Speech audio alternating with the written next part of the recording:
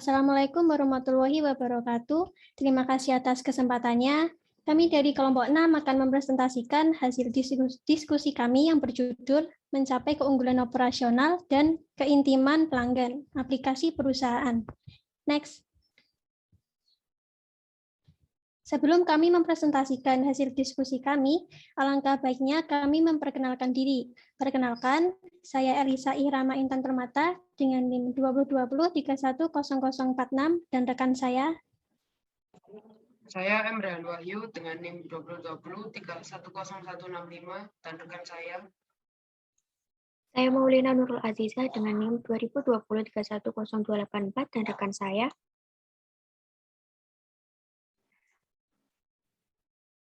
Saya Anggidul Masita.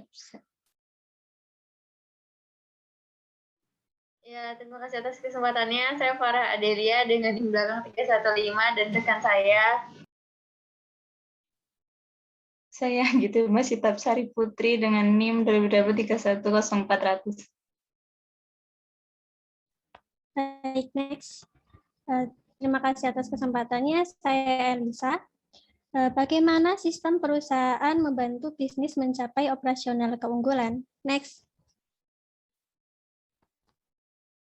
Apa itu enterprise system? Enterprise system juga dikenal sebagai Enterprise Resource Planning atau ERP, yang didasarkan pada rangkaian perangkat lunak terintegrasi modul dan database pusat umum. Basis data mengumpulkan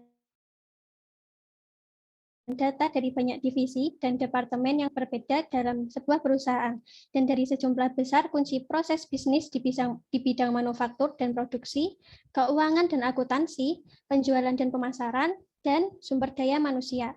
Membuat data tersedia untuk aplikasi yang mendukung hampir semua bisnis internal organisasi kegiatan. Ketika informasi baru dimasukkan oleh suatu proses, informasi tersebut segera tersedia untuk proses bisnis lainnya. Next. Enterprise software. Enterprise software dibangun di sekitar ribuan bisnis yang telah ditentukan sebelumnya, proses yang mencerminkan praktik terbaik. Perusahaan yang mengimplementasikan perangkat lunak ini harus terlebih dahulu memilih fungsi sistem yang ingin mereka gunakan dan kemudian memetakan proses bisnis mereka ke proses bisnis yang telah ditentukan sebelumnya dalam perangkat lunak. Sebuah perusahaan akan menggunakan tabel konfigurasi yang disediakan oleh produsen perangkat lunak untuk menyesuaikan aspek tertentu dari sistem dengan cara itu melakukan bisnis. Misalnya, perusahaan dapat menggunakan tabel tersebut untuk memilih apakah ia ingin melacak pendapatan berdasarkan lini produk, unit geografis, atau distribusi saluran. Next. Business value of enterprise system atau nilai bisnis sistem perusahaan. Sistem perusahaan memberikan nilai baik dengan meningkatkan efisiensi operasional dan dengan menyediakan informasi perusahaan untuk membantu manajer membuat keputusan yang lebih baik. Perusahaan besar dengan banyak unit operasi di lokasi yang berbeda telah menggunakan sistem perusahaan untuk menegakkan praktik dan data standar sehingga semua orang melakukannya. Bisnis dengan cara yang sama di seluruh dunia.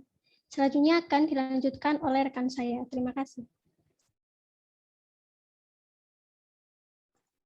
Baik, terima kasih atas kesempatannya.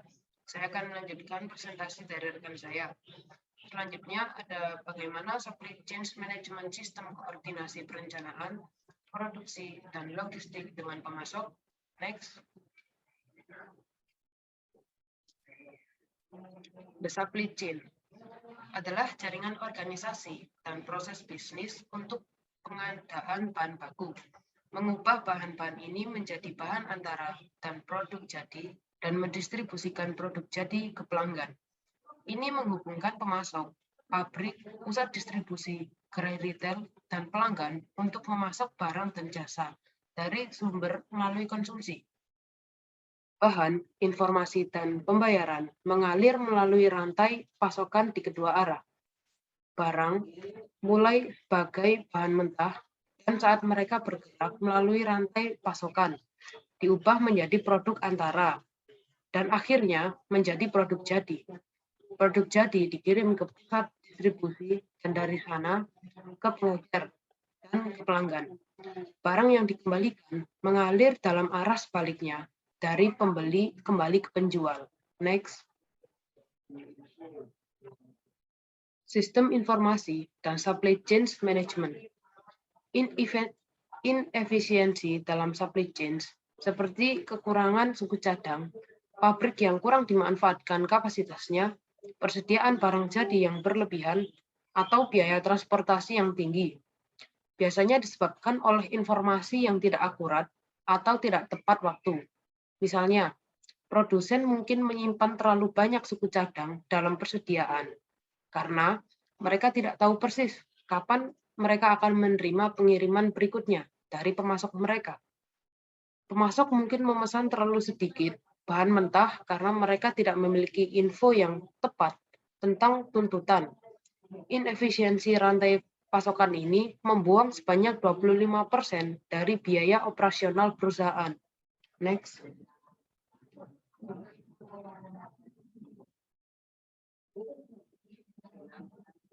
Supply chain management software. Supply chain management software diklasifikasikan sebagai perangkat lunak untuk membantu perencanaan bisnis rantai pasokan mereka, atau perangkat lunak untuk membantu mereka mengeksekusi langkah-langkah rantai pasokan. Supply chain planning system merupakan perusahaan untuk memodelkan rantai pasokan yang ada, menghasilkan permintaan perakiraan untuk produk, dan mengembangkan sumber yang optimal dan rencana manufaktur. Sistem seperti ini membantu perusahaan membantu keputusan yang lebih baik, seperti menentukan bagaimana banyak produk tertentu untuk diproduksi dalam jangka waktu tertentu, mendirikan tingkat persediaan bahan baku, produk setengah jadi, dan bahan jadi, menentukan tempat penyimpanan barang jadi, dan mengidentifikasi transportasi mode yang digunakan untuk pengiriman produk. Dan yang terakhir, supply chain executive system mengelola aliran produk melalui pusat distribusi dan gudang untuk memastikan bahwa produk dikirim ke lokasi yang tepat dengan cara yang paling efisien. Mereka melacak fisik status barang, pengelolaan bahan, gudang, dan transportasi, operasi, dan informasi keuangan yang melibatkan semua pihak. Baik, selanjutnya akan dilanjutkan oleh rekan saya.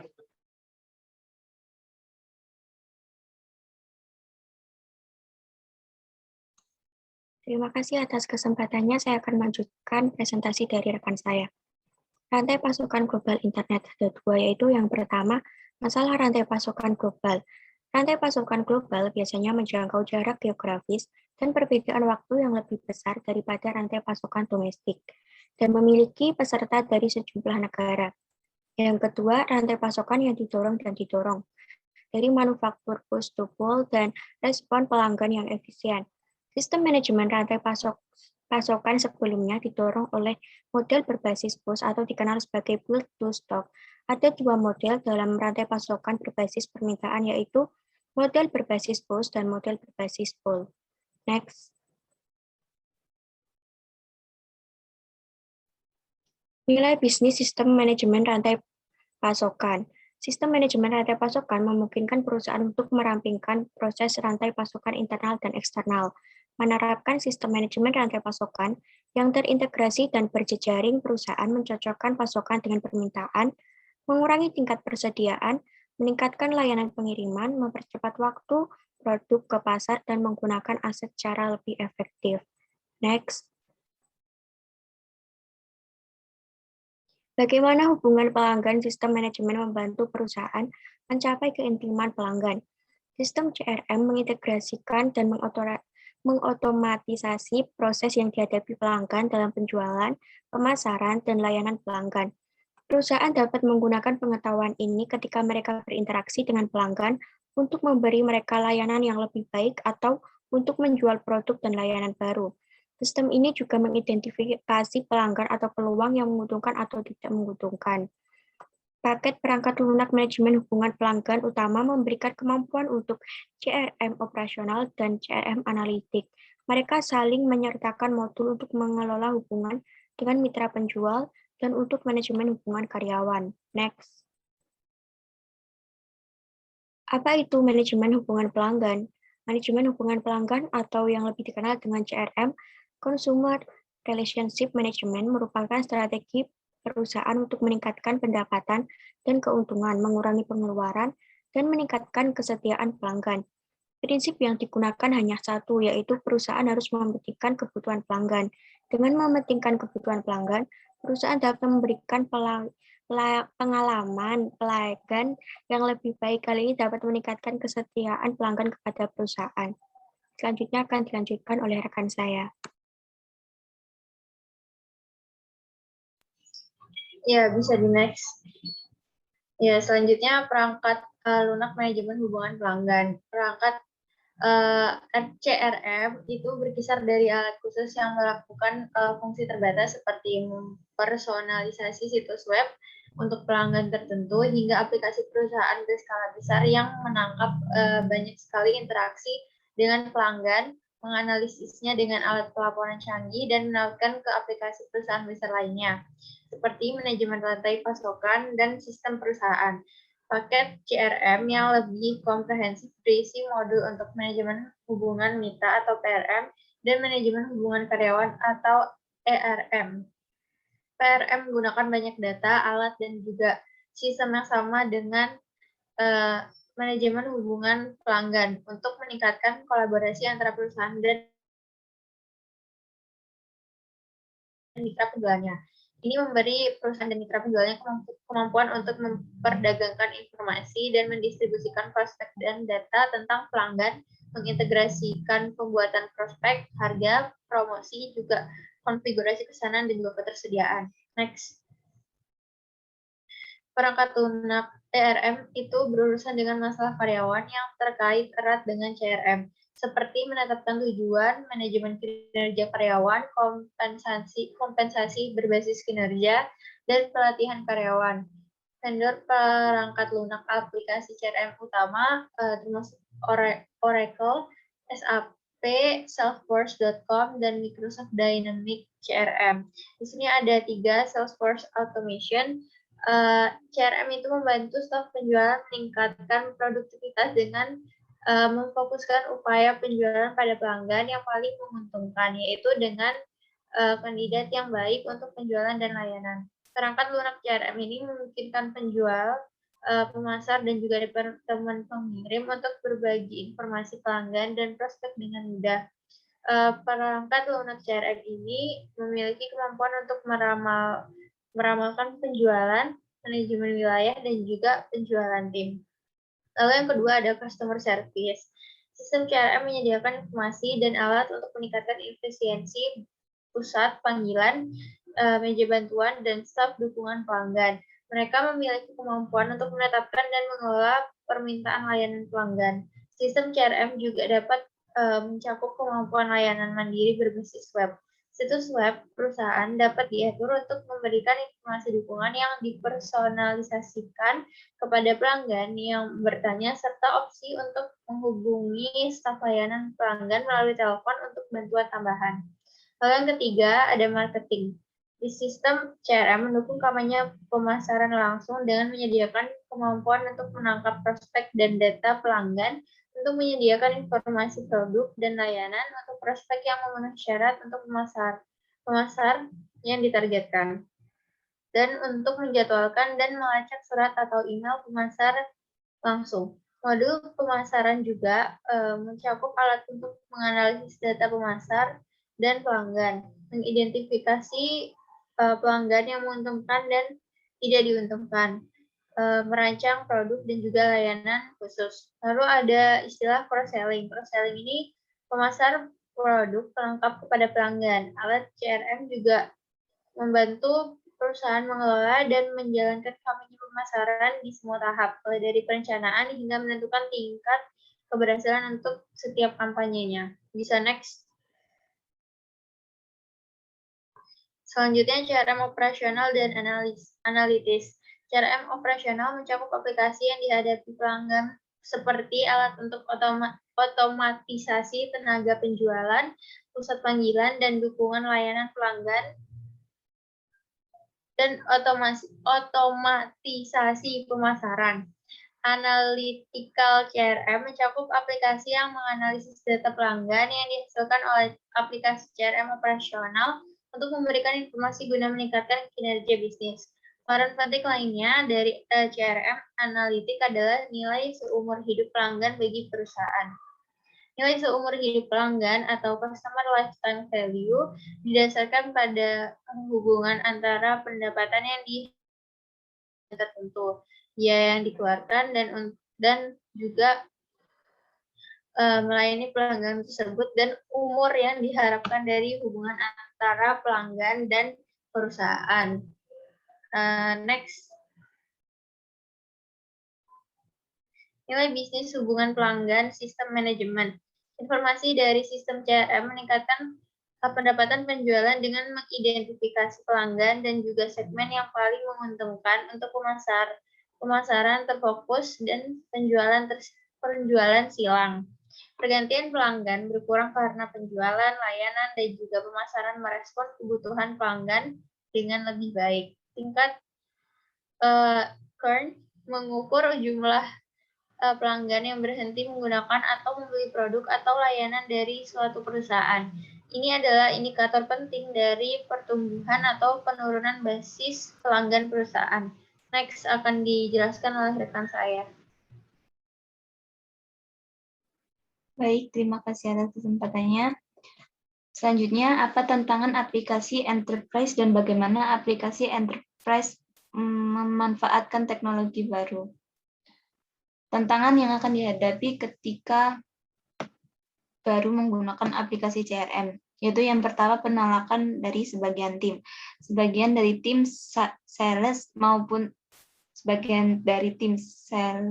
tim marketing akan menganggap bahwa menggunakan CRM hanya akan menambah pekerjaannya, sehingga sebagian dari tim akan melakukan penolakan terhadap penggunaan aplikasi ini. Namun, jangan pernah menyerah untuk meningkatkan kesadaran tim sales maupun tim marketing yang dimiliki untuk tetap menggunakan aplikasi CRM, karena aplikasi ini adalah membantu mempermudah pekerjaan bukan untuk menambah pekerjaan menjadi lebih sulit.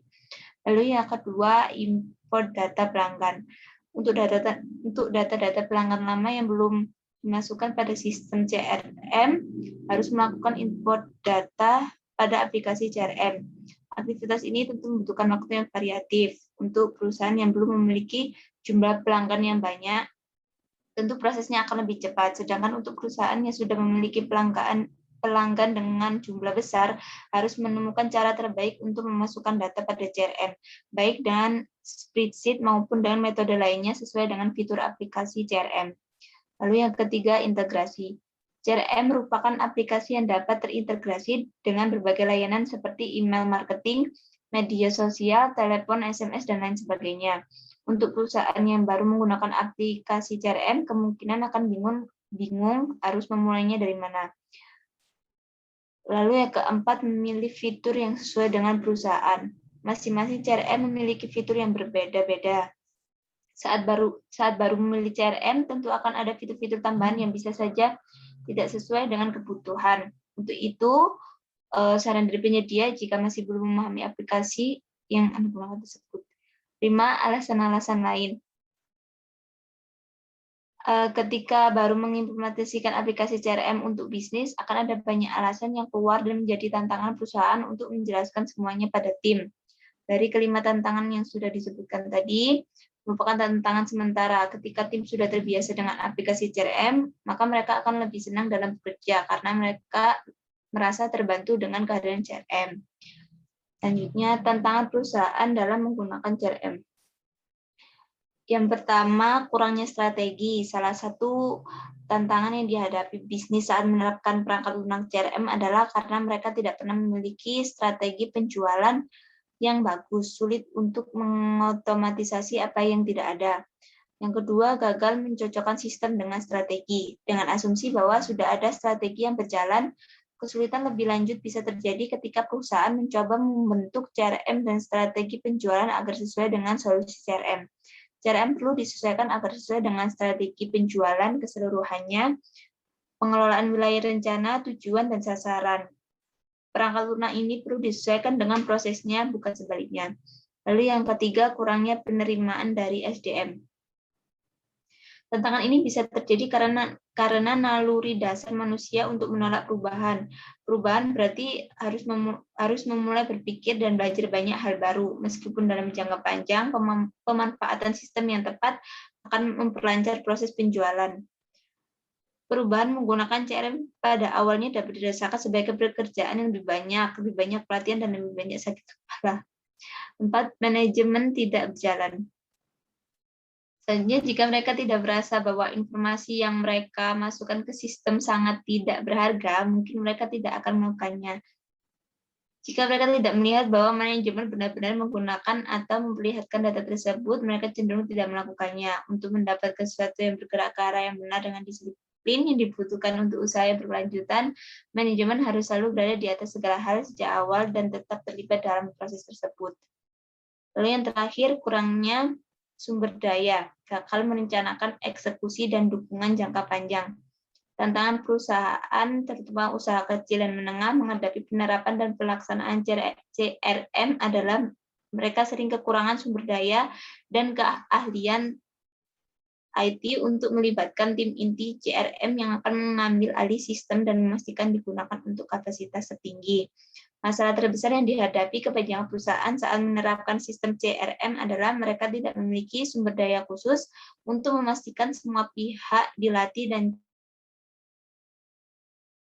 CRM tersebut. Dengan adanya sumber daya tersebut, CRM tidak mungkin dapat berjalan optimal dan akhirnya perusahaan tidak merasakan manfaat sesungguhnya. Baik, terima kasih presentasi dari kelompok kami. Kurang lebihnya mohon maaf. Wassalamualaikum warahmatullahi wabarakatuh.